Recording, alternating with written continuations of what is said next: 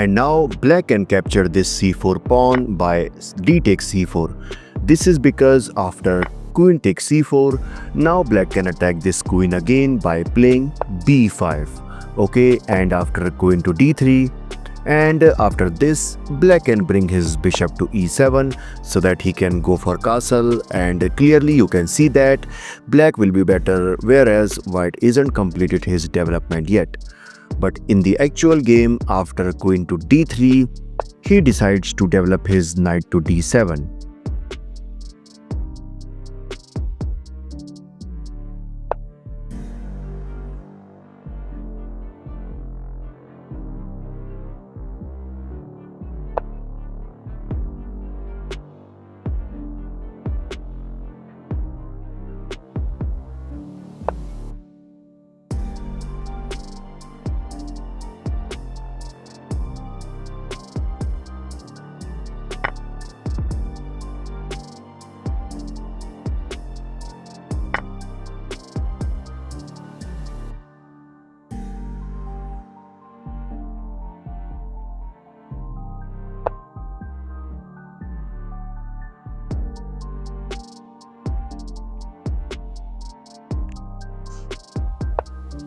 And now in this position, black can bring his bishop to b4, which pins this knight, and then queen to a5. But instead, he decides to push his b pawn. This is an inaccuracy because he must focus on developing his pieces.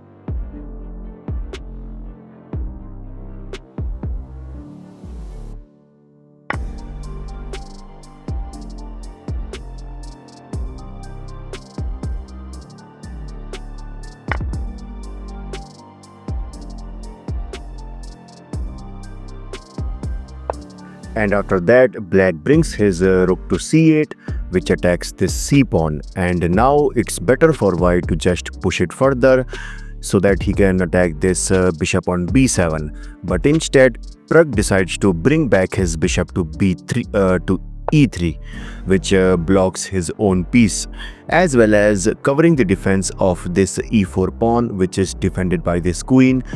But now for black, it's better to go to d7 square by knight to d7, which is because it creates an extra pressure towards this pawn. But instead, he made a mistake by directly capturing this pawn on e4. This is a mistake because after knight takes e4 and bishop takes e4, now Pragg can bring his queen to g4, attacking this bishop as well as this g7 pawn.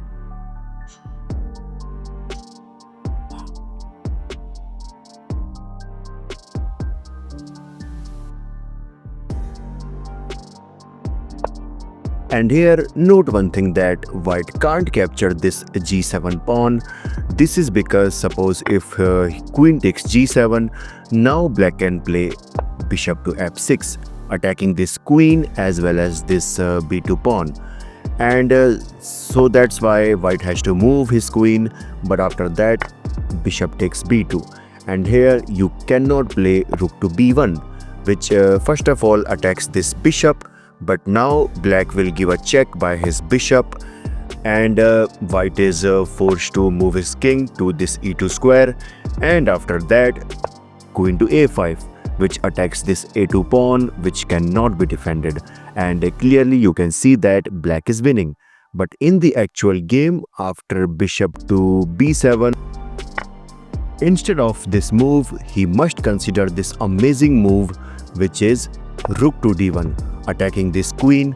But why I am saying that this is the best move, this is because since you can see that this queen is under attack, so that's why black has to move it. Suppose if he moves it to a5 square, which attacks this c5 and a2 pawn, and you can see that since this g7 pawn is now undefended, but now white can simply capture this by his queen, attacking this rook, and now black can't play this move bishop to f6. This is because, as you can see, that there is no defender of this bishop, because we already removes this queen from this d8 square, which is guarding this bishop, and clearly you can see that white is better. So let's go back to our move queen takes b4. So okay, so as you can see that now white is attacking this bishop on b7, so that's why in this position he simply brings his queen to c7, which defends this bishop, and you can see that there is no attack, and now this position is equal.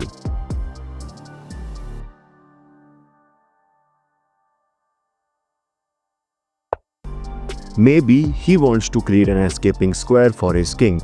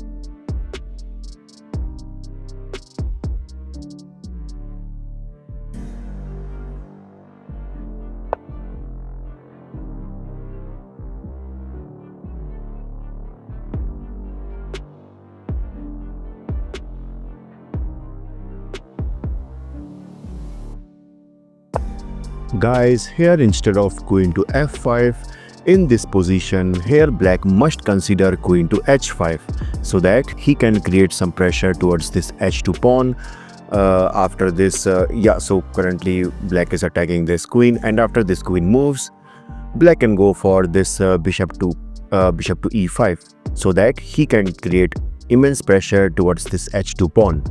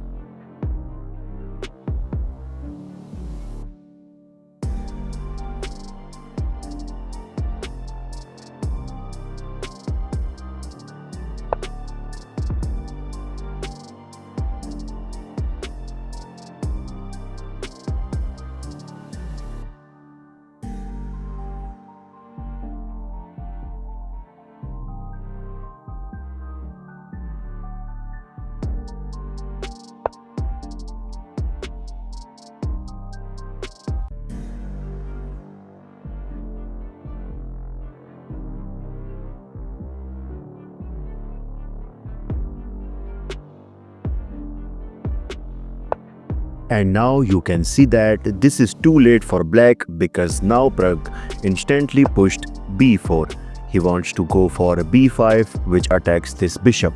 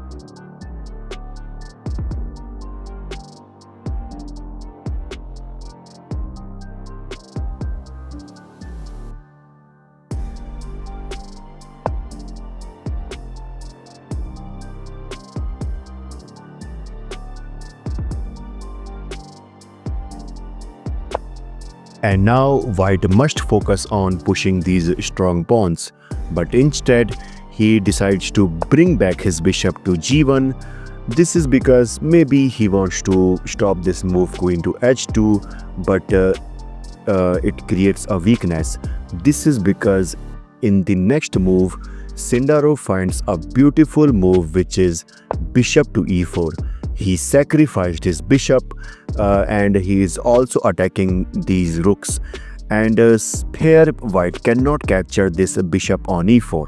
Suppose if he captured this bishop by f takes e4, now this position is completely equal. But why? This is because after takes, now you can see that this f file is now completely opened, and now black can now in the next move black can bring his rook to f8. And if suppose white brings his bishop to f2, which attacks this queen, then simply rook to f8, creating a checkmate threat and taking benefit of this pinned bishop.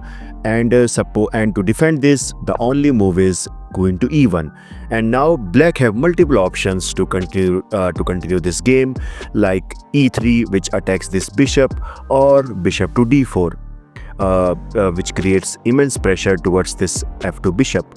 But the best way to continue is rook to f6, with the idea of rook to f8, creating a battery. And clearly you can see that by this game is now completely becomes equal. So that's why after seeing this all in the actual game, after bishop to e4, here Pragg finds the best move, b6. Instead he just pushed his pawns. There is no need to capture this bishop, and you can see that white is close to promotion.